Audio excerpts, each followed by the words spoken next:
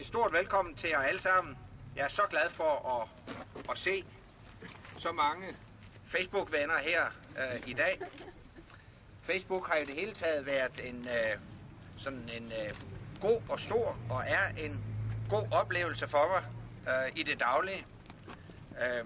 Jeg kigger faktisk ret tit på Facebook, og jeg vil gerne sige jer tak for mange positive kommentarer på wallen.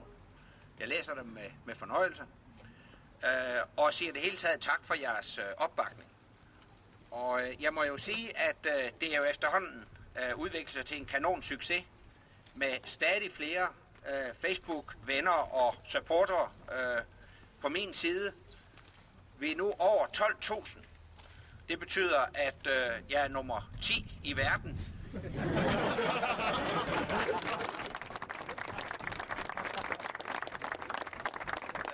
Lige i hælene på Arnold Schwarzenegger. Det bliver næste mål.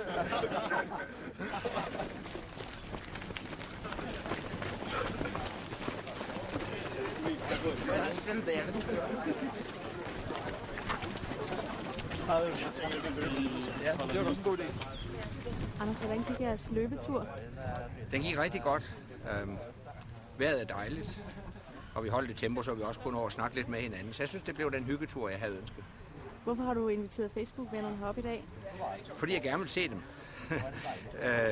Normalt så ses vi jo på Facebook, og det er sjovt. Men det er også sjovt at se ansigterne i virkeligheden. Og så synes jeg også, det er godt, at der er noget aktivitet forbundet med Facebook. Så vi synes, det var en sjov og anderledes måde at markere 10-års jubilæet på, og jeg er glad for, at der kom så mange.